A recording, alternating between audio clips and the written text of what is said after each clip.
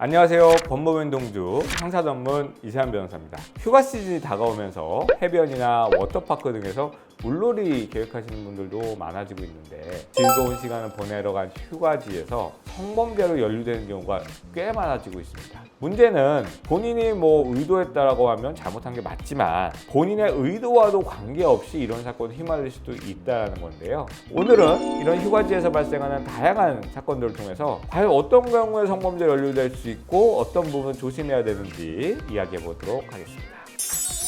자, 고의로 만든 게 아니면 성추행이 아닐까요? 이 부분이 굉장히 어려운 부분인데요. 워터밤이나 워터파크 이런 데서 불특정 다수의 인원이 굉장히 많이 모이고 그리고 이 노출도 굉장히 많죠. 그러다 보니까 이런 성추행, 몰래카메라 범죄가 굉장히 많이 발생을 하고 있습니다. 워터밤 같은 대형 축제에는 연예인들도 출연을 하기 때문에 많은 인파가 한꺼번에 몰리기도 하고 전부 다 휴대폰을 들고 뭔가를 찍는 것이 어색하지 않다는 것이죠. 그래서 이 두 가지 범죄들이 굉장히 많이 발생을 하는 것 같아요. 사람들 간 거리 간격이 좁아진다. 그럼 원치 않는 신체 접촉이 발생하기도 있다라는 것인데요. 자기도 모르게 다른 사람의 신체에 접촉됐다는 것이 성추행으로 이루어지는 경우가 많습니다. 많은 분들이 내가 손으로 주무르듯이 만졌거나 내가 이렇게 껴안거나 이게 아니면 추행이 아닐 것 같은데 이렇게 생각을 하는데요. 그렇지 않습니다. 예시를 통해서 한번 알아볼게요. 어떤 남성이 워터바이옴사에 놀러 갔어요. 연예인이 등장하니까 가까이 볼 마음에 수십 명 우르르 앞으로 막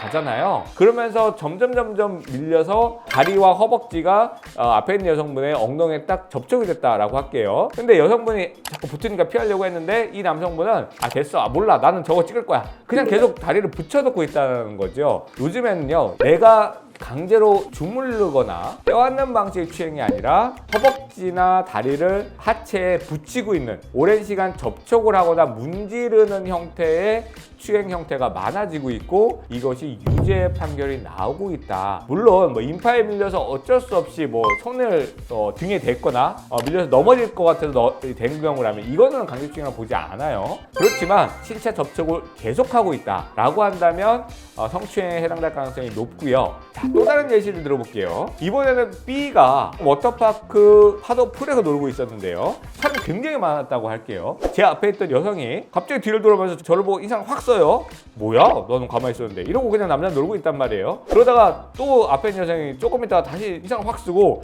갑자기 직원을 불러요. 그래서 직원한테 이 사람이 저 엉덩이 만졌어요. 이렇게 얘기를 한단 말이에요. 그러면 뒤에 있던 이 남자 제 입장에서는 뭐야, 난 아무것도 안 했는데 이렇게 얘기를 한단 말이에요. 이런 부분들이 생각보다 많이 발생을 합니다. 이게 클럽에서 발생하는 전형적인 강제추행의 유형 중에 하나인데요. 이게 뭐냐면 이 여성분 입장에서는 실제로 강제추행의 피해를 당했을 가능성이 높아요. 그런데 이 여성분이 만진 가해자가 내가 아닐 수도 있는 거예요. 왜냐하면 너무 많은 사람들이 있고 꼭 추행을 할 때 앞에 있는 여성분 손이 적절하지 않네. 꼭 추행을 할 때 앞에 있는 여성분을 만지는 건 아닐 수도 있거든요. 그러니까 손이 옆에서 나오는 경우도 있을 수 있어요. 가해자 기준으로 가해자 왼쪽이나 오른쪽에 있던 남성이 대각선 방면에 있는 여성의 엉덩이를 슬쩍 만지고 가버리는 경우도 있거든요. 이런 경우에는 CCTV나 이런 부분을 통해서 확인을 해볼 필요가 있고요. 의외로 사람이 많은 곳의 추행 사건에서 정말로 억울한 일을 당하는 경우가 바로 이런 경우일 수 있다. 만약에 본인이 한 일이 아니라면 바로 사과하는 것도 조금은 조심할 필요가 있어요. 무조건 저 상대방이 화를 내는 것 같아서 내가 그랬나? 미안해요. 막 계속 이렇게 얘기를 하면 나중에 그런 부분이 본인한테 불리하게 작용할 수도 있습니다. 자, 그러면 사람이 엄청 많은 클럽, 지하철, 그리고 지금 이야기하는 워터밤 페스티벌 이런 곳에서 발생하는 추행이 죄명이 뭘까요? 이 부분은 되게 궁금할 수 있는데요. 우리 법은 이런 경우에 해당하는 법을 두 가지를 두고 있어요. 하나는 강제추행과 하나는 공중밀집장소의 추행죄 이렇게 나오고 있는데요. 강제추행죄의 형법에 나온 것은 10년 이하의 징역 또는 1,500만 원 이하의 벌금형 이렇게 규정하고 있고요. 공중밀집장소 추행죄는 성폭력처벌법에서 3년 이하의 징역 또는 3천만 원 이하의 벌금형 이렇게 되어 있는데요. 또 특이한 점은 뭐냐면 강제추행죄가 훨씬 더 중요한 거 아니야? 그럼 나는 공정밀집장소추행죄로 처벌받아야 되는 거 아니야? 이렇게 생각을 할 수가 있죠. 근데 우리 실무상 강제추행죄와 공정밀집장소추행죄를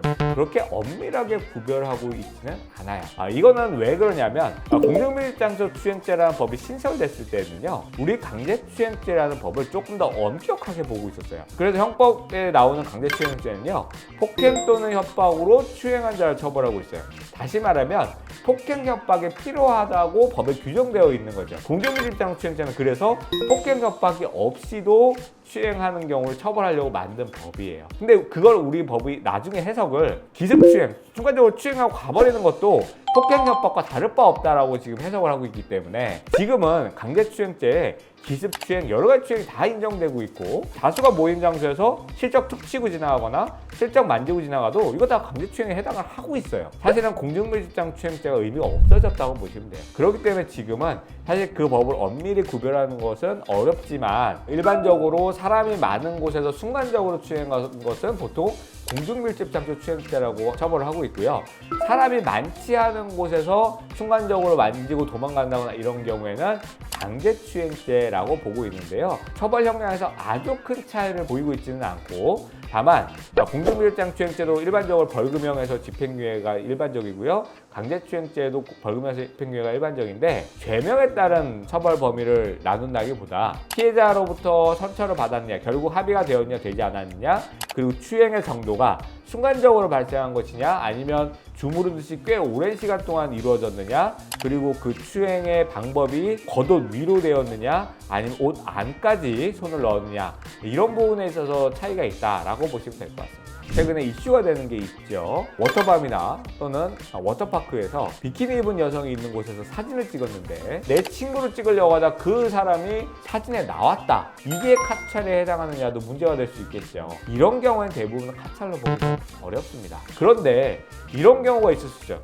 풍경을 찍는 사람이라고 한다고 했을 때 이렇게 사람이 많이 모여서 노는 이 장면이 너무 남기고 싶은 거야. 그래서 이 사람들을 찍었는데 거기에 비키니 입은 여성들이 많이 있었다는 거죠. 이게 카찰에 해당하느냐라고 봤을 때 정말로 많은 사람을 찍은 그 사진만 나왔다라고 한다면 카찰죄에 해당하지 않을 가능성이 있어요. 그렇지만 그 사진 속에 일부를 포커스를 두고 거기를 집중해서 찍었거나, 아니면 그러니까 이건 누가 봐도 엉덩이만 찍었어, 가슴만 찍었어, 이런 부분이 사진사의 중간중간에 있다라고 한다면 그 사진도 결국 비키니 입은 여성을 찍기 위한 의도나 목적으로 볼 수 있기 때문에 그 사진도 카찰에 해당할 가능성이 있죠. 그럼 결국에는 중요한 건 뭐냐면 이 사람의 의도인데 그 의도는 본인의 진술만 가지고 되는 건 아니에요. 그 사진의 전체적인 객관적인 내용을 봤을 때 어느 부분에 집중되어 있느냐 아니냐가 관건이고요. 조금 나이가 있으신 분들, 그리고 저희 때까지만 해도 이런 게 많았어요. 뉴스에 자료화면으로요, 여기 해운대입니다 이러면서 날씨가 더워져서 모두 이 해운대 해수욕장에 개장을 했습니다 이런 얘기를 하면서 이 비키니 입은 여성의 몸매를 이렇게 클로즈업하는 그런 영상들이 많이 있었는데요. 과거에는 이런 것들이 허용됐지만 지금은 이러한 영상들을 모두 다 카찰죄로 처벌될 수 있습니다. 그것이 대표적으로 제가 이전에도 한번 설명을 드렸죠. 이른바 레깅스 판례에서 이미 신체가 드러나는 부분을 찍는다 하더라도 성적 수치심을 줄 수 있다면 카메라 촬영죄에 해당할 수 있다. 최근에는 이런 객관적인 촬영물에 대한 카찰죄의 범위를 점점 넓혀가고 있어요. 그렇기 때문에 타인을 그 사람의 동의 없이 찍는 것 자체가 카찰죄에 해당 가능성이 대단히 높아진다라는 부분을 꼭 이해해 두셔야 될 것 같습니다. 그것뿐만이 아니에요. 또 손만 찍었다, 발만 찍었다, 이렇게 이야기하는 경우들이 종종 있는데요. 발사진이라고 해도 그것이 누군가에게 성적 수치심을 줄 수 있다라는 부분이 인정되고 있는 것이고, 그 성적 수치심이라는 부분이 최근 판례에서 확대되고 있다. 카메라 이용 촬영죄로 인정되는 경우가 늘어나고 있다는 것을 이해하셔야겠습니다. 그렇기 때문에 이런 문제가 연루되었다, 그리고 이런 부분이 문제될 것 같다라고 한다면 본인의 판단으로 결정을 했을 것이 아니라 신속히 법률 전문가의 상담과 판단을 받아보시는 걸 추천을 드립니다. 오늘은 본격적인 열흘을 맞아서 워터밤, 워터파크에서 이루어지는 성추행, 몰카, 나도 연루될 수 있지 않을까 라는 주제로 이야기를 해봤는데요. 분위기에 쓸려 이루어진 한순간의 잘못된 행동으로 인해서 큰 처벌로 이루어질 수 있다는 점을 꼭 기억을 하셔야 될 것 같고요. 모두 안전하고 즐거운 여름을 보내시길 바라겠습니다. 다음에는 저희가 또 더 알차고 유익한 주제로 찾아오겠습니다. 안녕!